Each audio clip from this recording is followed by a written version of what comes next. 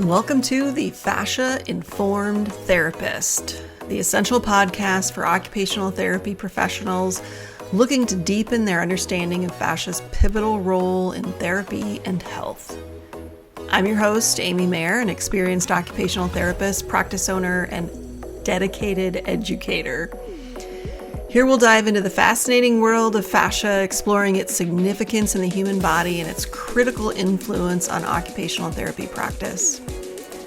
Each episode will bring you cutting-edge insights, expert interviews, and practical strategies to help you confidently integrate the science of fascia into your therapeutic approach.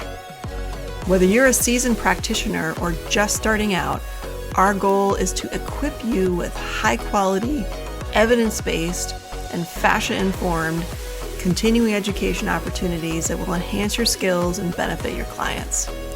So join us as we unravel the complexities of fascia and transform the way you practice occupational therapy. All health and wellness practitioners are welcome. Let's learn, grow, and evolve together. Hi, I'm Amy, and this is another edition of the Fascia-Informed Therapist. And today I have Lisa Basile, a good friend and integrative psychotherapist and a colleague that does workshops with me. Hi, Lisa. Good morning. That Yes, was a lot. we both did our hairs and tried to put on a nice shirt, but admittedly, both likely have sweatpants on the bottom, right? That is true, but here I'll zipper up a little bit more just to make it. Okay. So Lisa and I have been friends for, gosh, I don't know, uh, approaching a decade and a half, maybe. Yeah, I think so. It's been a while. And yeah. And Lisa has been a psychotherapist for how long now? 20 plus years. Okay. Give us just a little bit of background on like go back to like briefly your education and then your career and where you are now and about your practice. Yeah, I have a master's degree in clinical counseling that I obtained through the University of Nebraska at Omaha. And in that program, you have to do internships and residency. So before you can be licensed, then you have to have extra hours to get licensed. Um, so that's my background. I've also studied outside of the country and different to gain an access and an understanding of different models of therapy that aren't necessarily it's not that they're not taught here, but they're not focused on here or emphasized. So it gave me a deeper understanding of, let's say, psychodynamic theory from, a European perspective, which was really helpful in understanding kind of where my model was going or what it didn't include, if that That's makes sense. so, I'm going to stop you for a second because I think that's really interesting because a lot of the learning that I've gotten on fascia has been out of the country. Yeah. Yeah, sometimes you have to reach far and wide to learn, right? Yeah, I think so. I mean, our educational system, at least in this program, when I went into the program, it was really starting to get very clinical. And so a lot of the older theories that were just dynamic, like Gestalt and psychodynamic theories, they were talked about. We got a little smidgen of them, but the main focus was on cognitive behavioral work.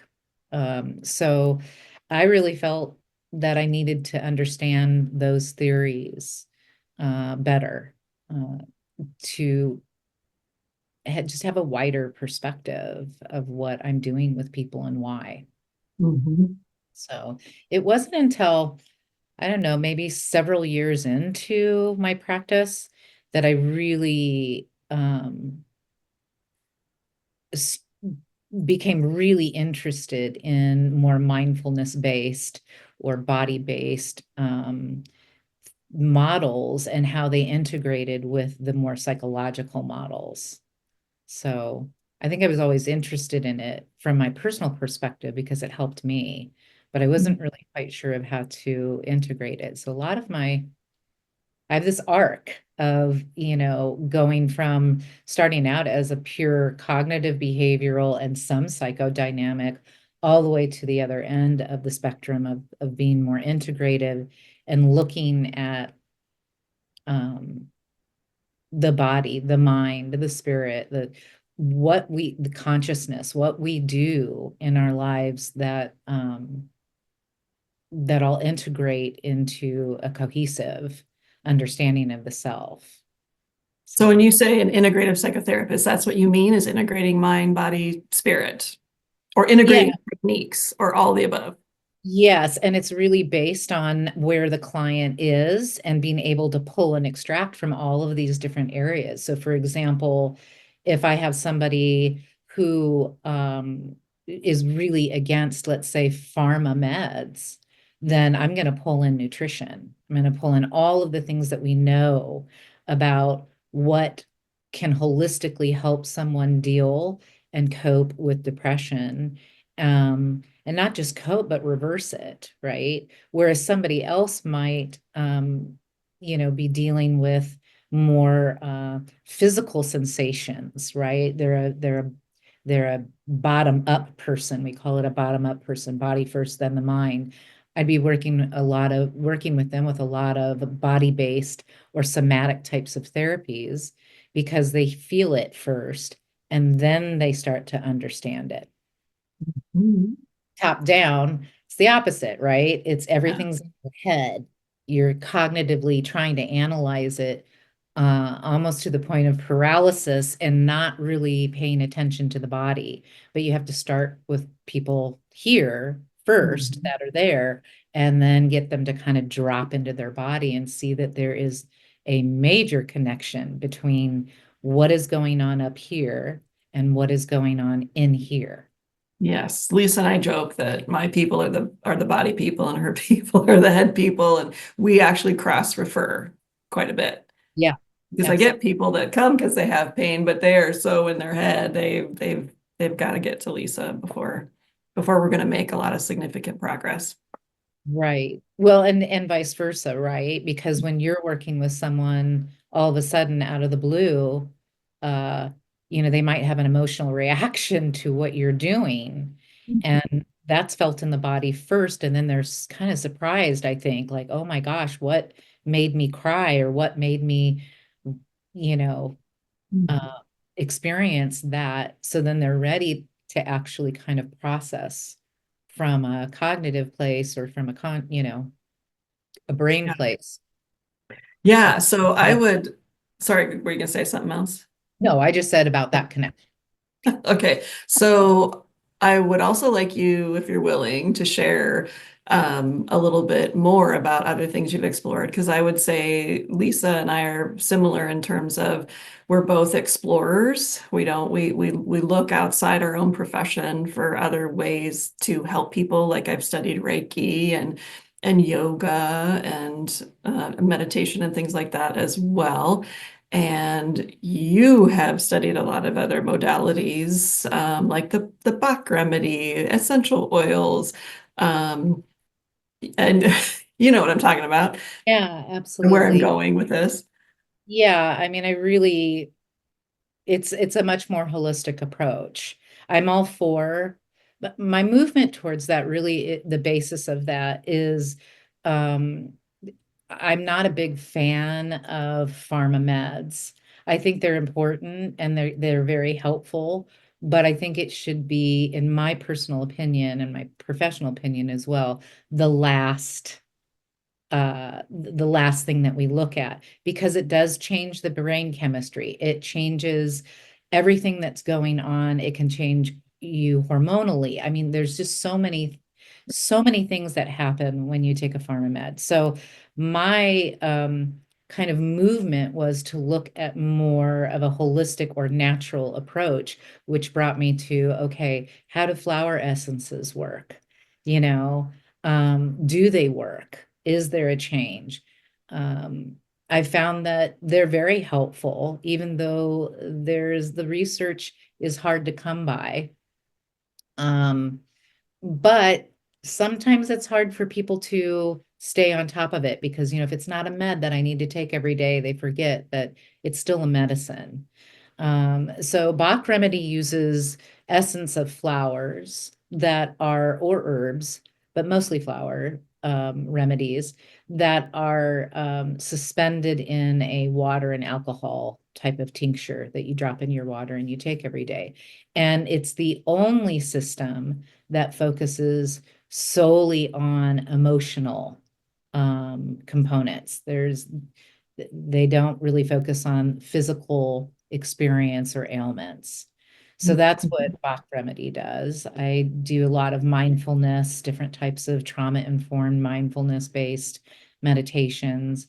But you know me, I go all over the place. It's like one day we're going to focus on, body-based trauma-informed meditation, which is different than, let's say, balancing out the energy system, which is also different than maybe doing meditations that are more shamanic or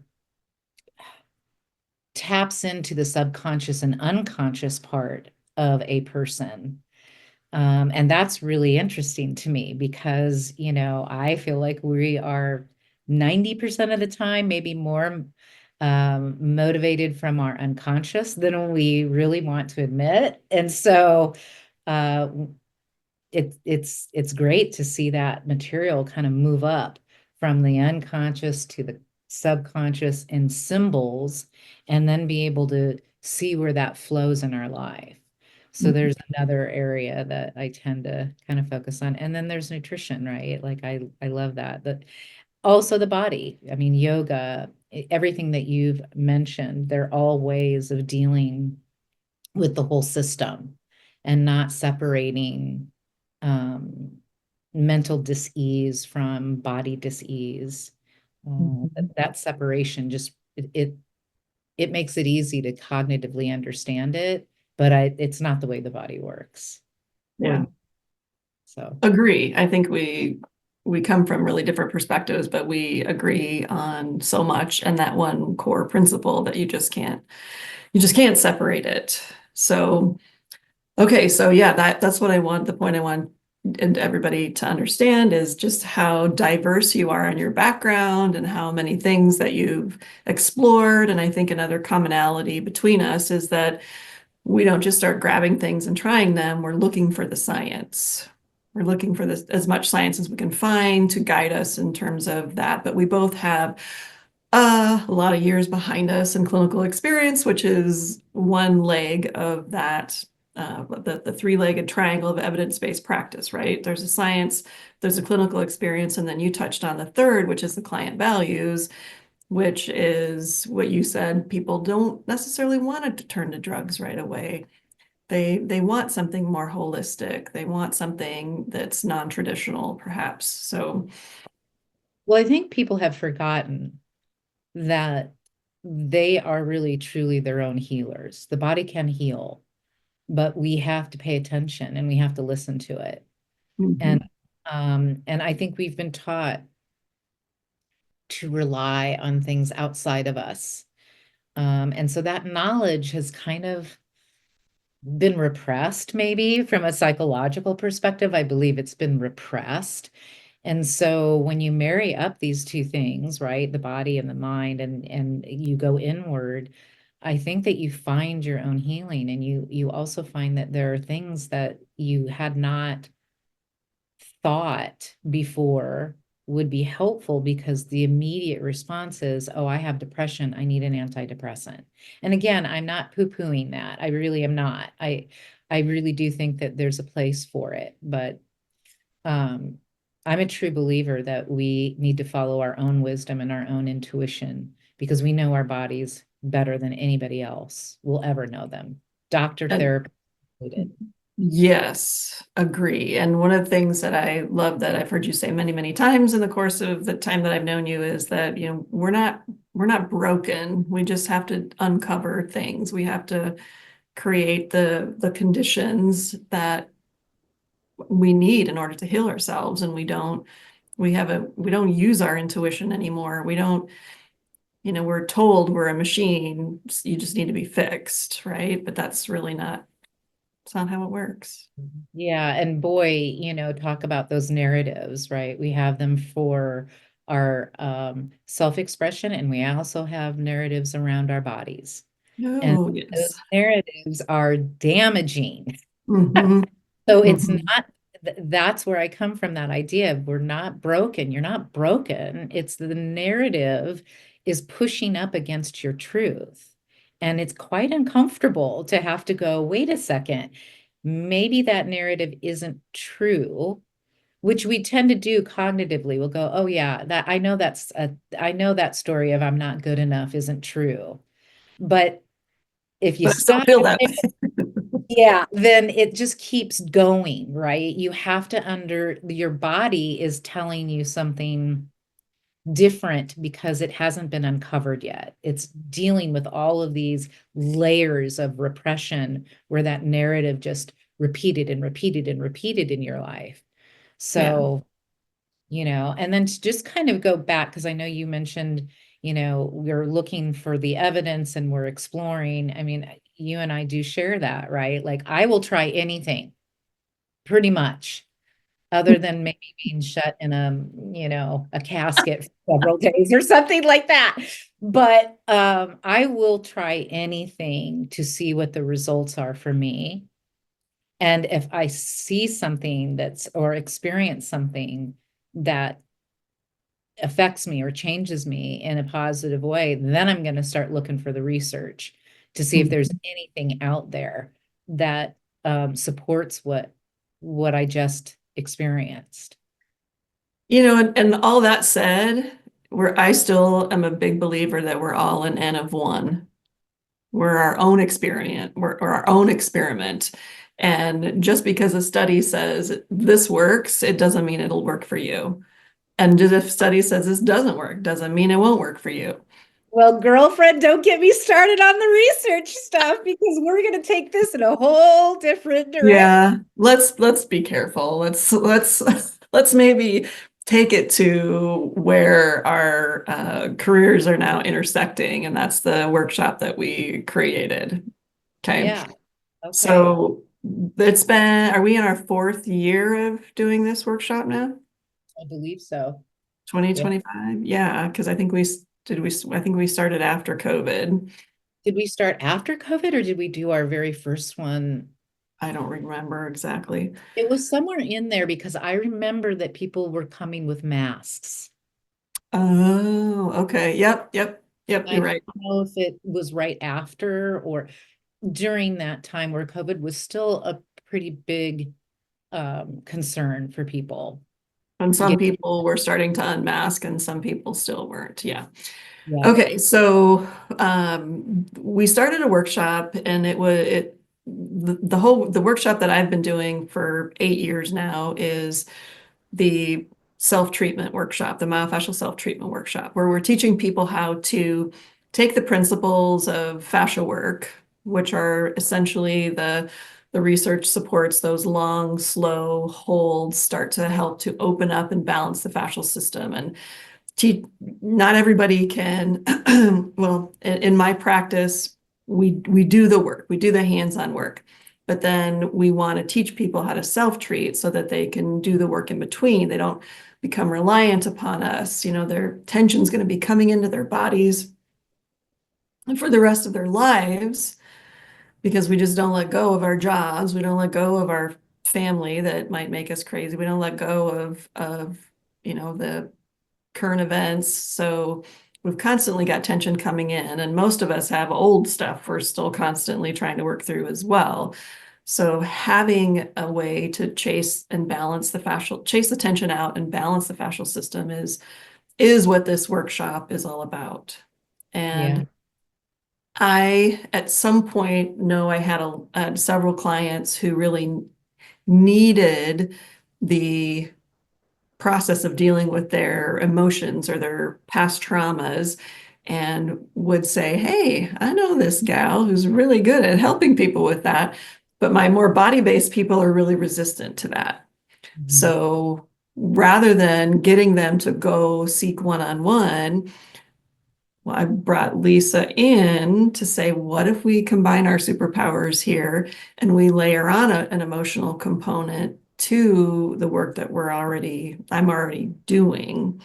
Right. And we had some wine, had some sushi, talked it over. And I think we've come up with something really cool, and it's kind of evolved since the first time we taught it. And I think it'll continue to evolve. And part of it is because we learn from experience. And part of it is because there's constantly new information and research that's coming out that's guiding and informing both of us. Yeah, I think when we first started that, I don't remember us ever talking about any research of how the emotional, psychological issues that people are dealing with relate to the fascia system. I don't think there was, I mean, there might have been something out there, but I don't think that we had seen that yet. And today, I mean, there's quite a few pieces of research that are going, hey, let's see what happens with this, and let's see what happens with, the the body when this is also a part of it. So it's kind of crazy. Yeah, It's the research from my perspective that pushed me in this direction was not necessarily research that says you should do this, it works. It was the research that says you have 10 times more nerves embedded in your fascial system than you do in your muscular system. You get more information from your fascial system to your brain, from your fascial system to your brain than your visual system, than your skin. And the fascial researchers saying your fascia is your system of interoception. And interoception is the ability to feel into your body and experience not just the physical things of my stomach is full or I'm hungry or I have to pee or my muscles are tired. It's also, I have butterflies in my stomach. My throat is tight because I'm scared to say what I want to be able to say. And so right, knowing that, so my assumption was if that is true, then if your fascial system is overly tight, which happens, and that's what I want to talk about next, which happens especially in people with past trauma or depression or constant daily stress. If your fascial system is too tight, you're not going to be able to experience the sensory input inside your body, the interoceptive input, in a complete or an accurate way. right.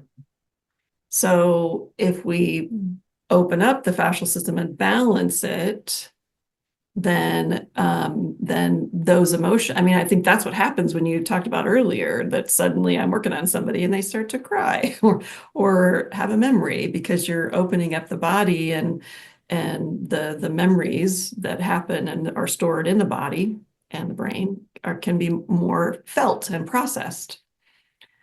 Well, yeah, and when you think about it, we do know this. We know that trauma from a memory perspective is fragmented. Say So say more it's, about that. well, we don't remember it in a linear way. We get bits and pieces of it. So it's not a full picture, is basically what I'm saying from a memory perspective, but Okay. also from a somatic perspective, it's also fragmented. So we're dealing with two areas, we'll say, that are fragmented. And when you put them together, when they start to interconnect, which is where I think the fascia system is the most important, right? It connects all that. Then we're dealing maybe with a fuller picture, Mhm. you know? So yeah, it's fascinating to me. And where you kind of, this is where I think it's so fun because we're very similar, but we're also very different in many ways. Like you can that research right off, right? And put it all together, and it sounds so intelligent and knowledgeable. And I learn first through like maybe intuition, but through what I'm bringing, what I'm bringing up. And it reminds me of when I came to see you.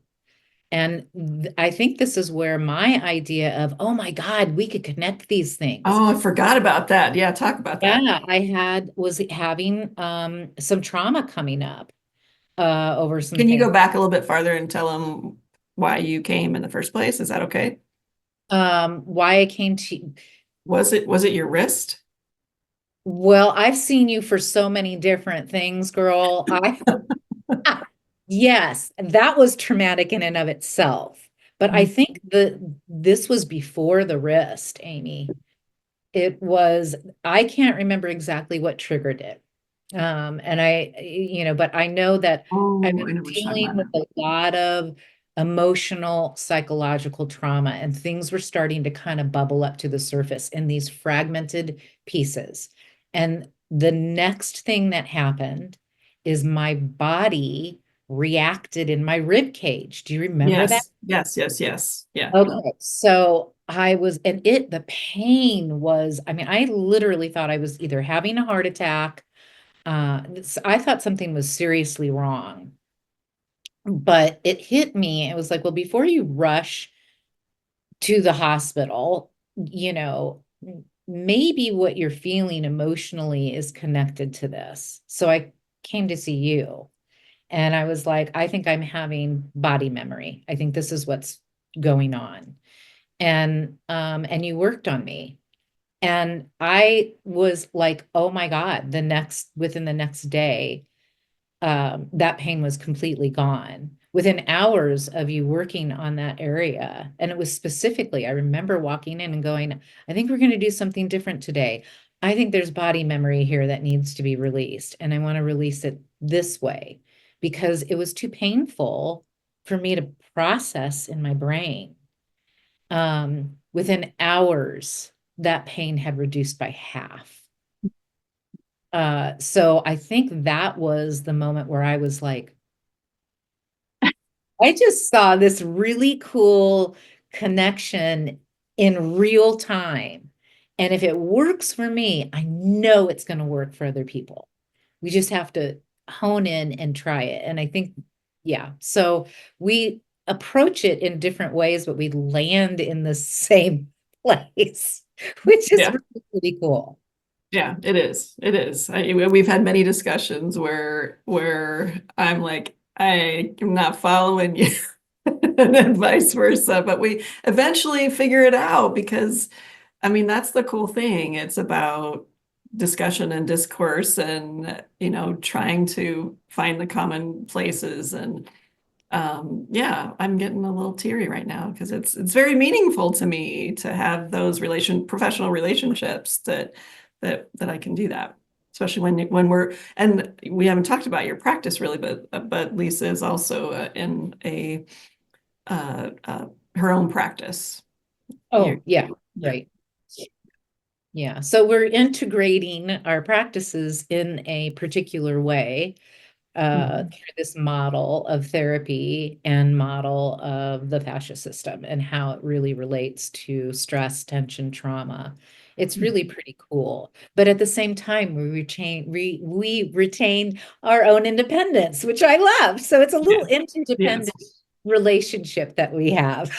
Both of us are a little bit, well, a lot independent and, want to make our own decisions. And so, okay, so the workshop then is basically the self-treatment workshop that we do where we take the soft therapy balls and we work through the entire body, but then we layer on a sort of a meditation, right? And I get people started doing the releases and instruct them and how to use the balls and where we're going to go and kind of what it's going to look like and what it's going to feel like. And then Yeah. then what do you do, Lisa? And sometimes it is more of a meditation. Other times, like again, it continually evolves with us. So really what we're doing is we're trying to understand what kind of deeper trauma might be embedded in those areas of stuckness. And whether we do that through meditation to a guided imagery, or we kind of just guide the person to see what starts to bubble up, right? Um, and as those things bubble up, we're releasing at the same time. So we're letting go of the physical sensation, we're understanding the memory or the story that goes along with it and the emotional component of it. We're marrying up the body with the mind and then releasing both of those things at the same time. Um, and I lost my train of thought. We also layer in breath work with it as well. We teach them diaphragmatic breathing, make sure they're using it, make sure they're going at a slow but comfortable rate of breath. And that I think is an important layer as well in stimulating the parasympathetic nervous system. And to be clear, we're not guiding them into here's what you feel or you should be feeling in this spot. We just tell them to feel what they feel, and is a memory coming up for you? Is there a emotion associated with it? And oftentimes that takes, this is why it's such an art, right? Like you can't give it to a person because that's your truth. And I don't know what you've been through, but I can guarantee a couple of things. One is we've all had our stability and insecurity question, uprooted in some way at some point in our lives. We've all felt disempowered. We've all felt stuck in our creativity, right? All of those things, I think, can have a eventual basis in trauma. A lot of times it is related to some kind of trauma that was experienced. So the guidance is kind of tricky because some people can, I remember that. Some people can go, oh, that feeling in my knee is simply from the surgery. It's hard sometimes to get people to understand that there may be more embedded in that place that you're feeling the tension without telling them what you think it might be from a maybe psychological perspective, at least from my end of it. So, Yeah, and we actually have had numerous people come to the workshop thinking that my trauma was this. And I'll give a kind of a generic one, accurate but true. But one woman that came and she had had a really bad car accident, and she's working, she had multiple things happen to her body in that accident. And as she worked through the different areas with the balls, each little piece that we were doing, she was saying, I thought I was going to have trauma related to my car accident. This is not the trauma that's coming up for me. It was going further back from that. And it doesn't matter what's coming up, but it's probably something that needs to be dealt with and was stuck in her body pre-car accident, which that's the thing that we talk about in the fascial work is you have layers and layers of tension that you have yep. to work through, but it was taking her way back. And I want to be clear too that in our workshops, this is not like a rebirthing workshop where people are flailing and crying and screaming. It's Yeah. I it's was a going to, very subtle release, gentle. And gentle. that's the point I wanted to make as well. Like we're not, and that, Not not that we to, haven't had tears. We've had tears. yeah, and But it depends upon the group a lot of times. If they feel more mhm. cohesive and they share more, then it can be a real, from my perspective, a beautiful symphony, right? Because I live for those days of, Yes, you do. but I Oh. do find that what we're doing is way more gentle than other forms of releasing trauma. And it feels safer, I think, for people. When you talk to people who are coming into therapy for trauma, um, healing, trauma resolution, there's quite a bit of anxiety around what am I going to bring up? How do I do this? And Yeah, this definitely. gets people focused in the body. And as a, added benefit, the other part of it subtly lets you bring up whatever it is that's coming up and not worry about where it's layered, right? So even with the woman that you were talking about, right? It's quite possible that she resolved or let go of a lot of the trauma that was associated with that accident, but where it connected up was something that her brain, her cognitive executive functioning all was never going to, it would take a long time, a long, long time for that to be uncovered in therapy, quite honestly. So, and it happened just like that. And she felt really good, I believe, like she felt a release, but she also didn't feel unsafe Mhm. or exposed or vulnerable. And I think that's a really big point that I think we have to say about our workshop is that while it may seem like you're walking into a vulnerable situation, you're really not, because It's most of a the process small and group, no more than, I don't think we've ever had any more than 12 in the room. It's brightly lit with big windows and, it's not dark. There's no thumping music. It's very relaxing music that we put in the background. And of course, the soft, soothing sounds of Lisa Basile's voice. I don't know about that. We You've have to had start many in the comments on afternoon for that. you what? We have to start in the afternoon because of that. I tend to have a much more growly voice in the morning. Yeah, well, we usually do, but many people comment on the when you go into meditation mode, your voice just becomes extremely soothing. It's lovely. Even more That, soothing than it is right now. Another person I wanted to bring up who had come to the workshop, and this particular person had been to the other workshops that I've taught, the more standard issue myofascial self-treatment. And one of the comments that she brought up was, boy, this is part of my body that I've been working on for a long time. And usually when I use the balls at home, but usually she said, I was really surprised today when, as soon as we layered on the meditation aspect, she's like, my pain went right away. She's like, this was so much, felt more quick and more complete in getting the pain out of my body. and we over time saw that that was consistent, that Yes, the release time was smaller, shorter. Uh, correct. than, yeah, yeah. It Which just goes, which blows me away. And I can't find any really thing to support that in the literature, but it's if it's happening, it just hasn't been studied yet. right. And there's no better way than to see if it's working than real time.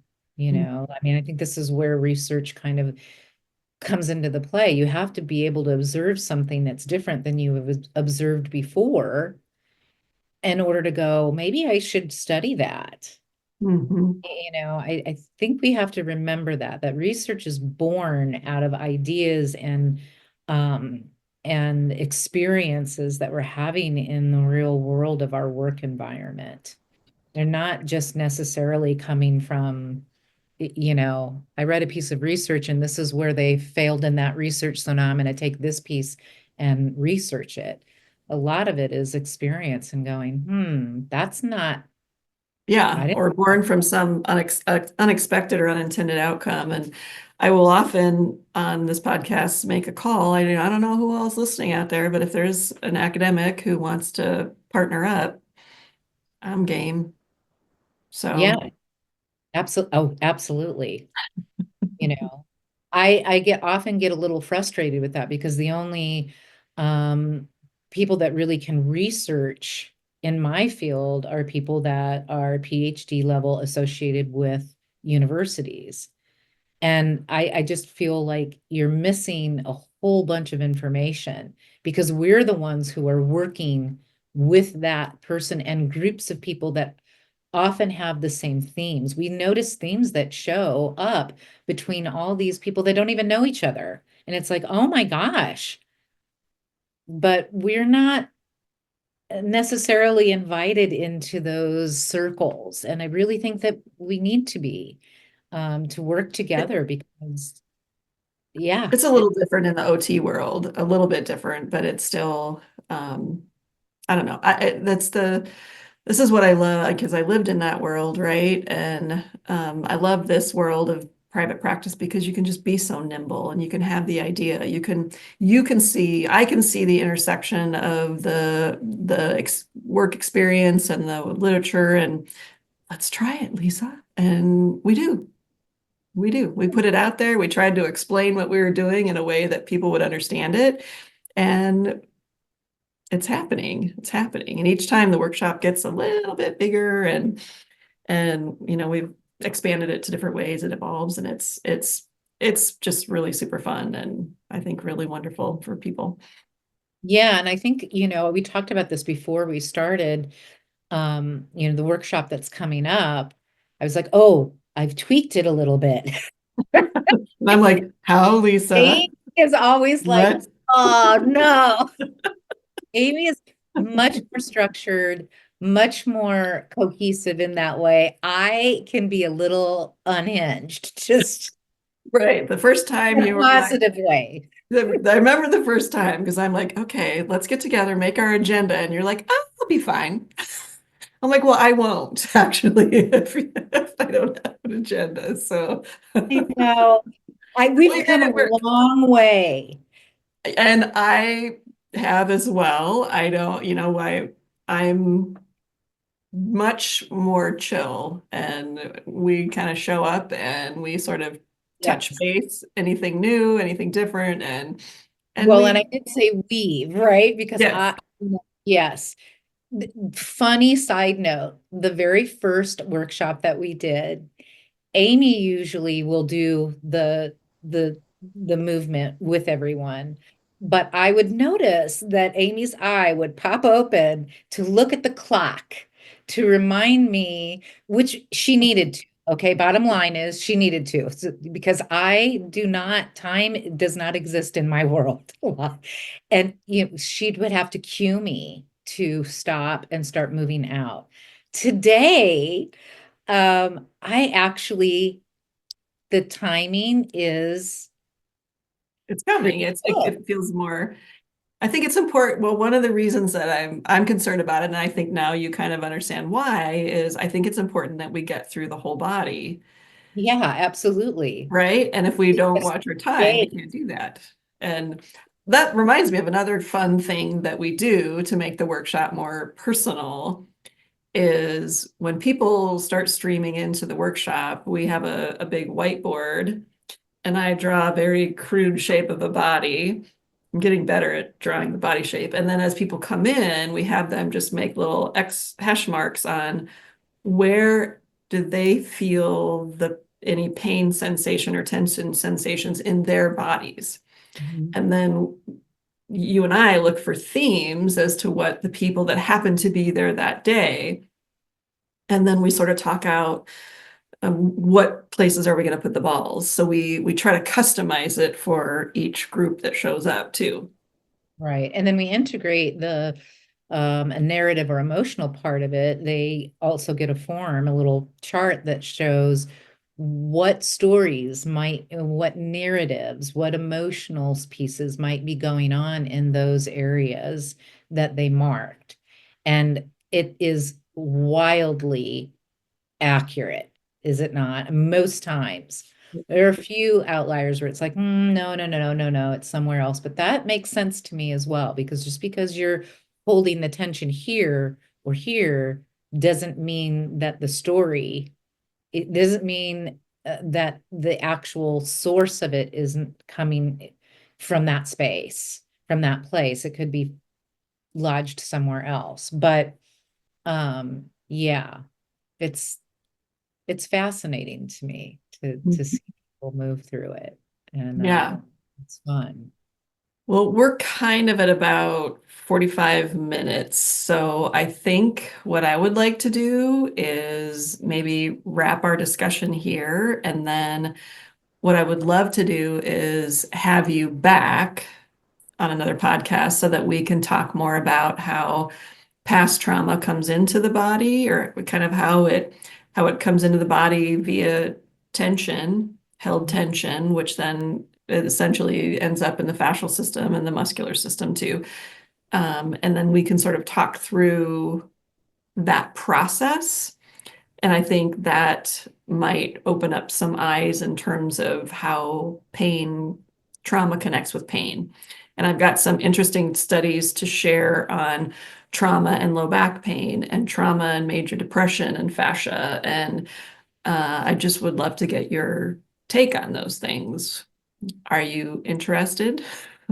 I would love that. And on top of that, I would also like to, maybe in the next one or perhaps another one, who knows, but really kind of also talk about how some of the models that we use in uh, trauma-informed care through therapy, such as EMDR or brain spotting, like what we're actually doing over here, why I think that what we're doing, dare I say it, is Say it. say it, it's cutting edge and It it's is. more cohesive. It what we're doing is not being done with what is currently the informed trauma care that therapists are trained in and used, which is they're great, that those techniques are great. I'm just saying that they're missing a piece of it. And I think that we have that piece that Yes. really augment, it's really important because I think the people who are more, psychologically geared, right, may not understand that what we're doing in here is trauma-informed care without doing EMDR, without doing brain spotting. And it includes the somatic system far more than either of those do. Mhm. So that to me is Agree. Agree. And we've toyed around with the idea of creating a course together, and I do have a course that teaches people how to teach the workshops that we do for practitioners, and any whether you're in mental health or OT or whatever, you can take that, but it doesn't specifically have this layer of what you and I do together. So I think it would be fun to create either a layer to that course or its own separate course that people could take to learn how to do this and the science that we use to put it together. But yeah, well, exactly. And I think the podcast and just the things that we're doing, podcast you're doing and bringing it together, that helps me form in my head what that class would look like, what that part that I have to share with others, how it intersects with your part. So I'm super excited. I love working with you, Amy, as a colleague and as a patient. You yeah, know, I don't same know thing. where my body and brain would be without you. So, Well, thank say I we didn't mention this earlier, but Lisa, in addition to her one-on-one work, she also has a weekly meditation group on Saturday mornings at 9 o'clock Central Time. And what's your website? lisabasile.com. Okay, Is is it? it is it Lisa Basile LLC? No, it's lisabasile.com. Oh Oh, my Lisa Basile. Lord. Okay, all right. Well, she just changed it not that long ago, so that's why yeah. Mine's been marewellness.com forever and ever and ever. Okay, so people can look and learn more about your approach to integrative Yeah, psychotherapy oh, love that.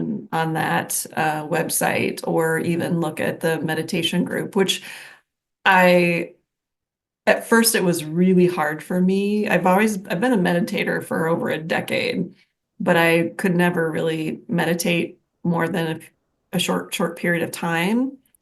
But Mhm. now when I do Lisa's meditations, I'm like, wow, that was really short. And it was 45 minutes. So that That's has really helped to train my body and mind to be able to be calm and in that meditative state for longer periods of time. And then Lisa also does many different styles and helps people to really get comfortable with different styles, or even figure out what style you really gravitate to and can do it on your own. So Yeah, I can't wait because this month, in part, not this particular month, but this year, we'll put it this way, we'll put it somewhere in there where I'm stranding some pieces of just silent meditation, and which is kind of difficult to do online. So I'm in the process of playing with that a little bit with myself and seeing how that will work. But I'm super excited. Yeah, I would love yeah, I did to. not say that her meditation group is online. It's a Zoom-based meditation, and it's usually starts with a little group coming together, and you can have your video on or not, and then you send out an email with a link and if you've signed up for it, and then attaching the meditation. And then we kind of all close down our video and our audio, and then we do the meditation, then we come back together and have a little discussion on questions or experiences and processing, right? Yeah, because we used to do it by sharing. I used to do it by sharing the audio, but oh no, I'm going to sneeze. Um, Something happened at some point, and the distortion was so bad that I was like, "This is ridiculous. I'm I just going love the way you do it now. I think the way you to." do it now is fabulous. It works really well. And then we get to retain those audio files. And there's been many times where I'll pull it up and do it again during the week. And I just anyway. So that's available as well. And then Do some in person throughout the year. I'll have, for special occasions, come together. But it just seems like online, I end up getting people show up more because they can wear their pajamas. They can keep their head hair my wrapped. my Doesn't messy bun in. And then a lot of your therapy, the one-on-one therapy that you offer too, is also online. And then you also do coaching too, in addition to the therapy. And you also do work with people doing shamanic journeying. Can I say that? Can talk about that too? Because sure. I think I've done some of that work with Lisa, and you've also taught a class where practitioners could come and sort of learn that in a little more depth, and that was really meaningful. I don't use that in my practice, but I use personally. I've learned some of those skills and use them, and it's Well, it's Basile, fascinating. you're a fascinating person. Thank you. So are you, girl. It's a great way to tap into the unconscious. It's the only way I've learned how to be able to actually do that with any sense of like, wow, where did I just go and what happened? Where the brain just cannot make sense of it until it actually unfolds. So, Yeah, there's um, so much out there to learn. There really is. oh God, I know. I know. So I'm never going to learn enough. Okay. All right. Well, I'm going to stop recording now, and everybody who's listening can hopefully tune back in, and we'll do another. No, Amy, they can come to our workshop, which is happening If March 14th. Is that but right? well, I think it's the 15th. 15th. Let me. It's Saturday, Well, I think, this probably won't air until this coming Sunday, the 9th, and then our workshop is the 15th. But I mean, there's people who listen to this actually all over the world that I don't think they're going to make it. that's a shame. I know. I know. And then people will But it listen to doesn't it. mean that we can't figure out how to do one of these workshops online one of these I days. think that we need to consider that. Yeah. Yeah. Okay. All right. I'm pushing the stop recording button. Thank you, everybody, for listening. I appreciate all of you. Thank you, Amy, for having me on today. Have a All right. wonderful day. Thank you for tuning in to the Fascia-Informed Therapist. It's been a pleasure sharing insights and strategies to help you integrate fascia science into your practice. I'm Amy Mayer, and I hope today's episode has inspired you to explore further and take your therapeutic skills to the next level. Remember, we're committed to creating and providing top-notch, evidence-based, fascia-informed continuing education that empowers you as an occupational therapy practitioner. Stay connected with us for more enriching content, and don't forget to check out our online courses to deepen your expertise. Until next time, keep expanding your knowledge, refining your skills, and confidently applying the science of fascia to your practice. Here's to advancing together in health and wellness.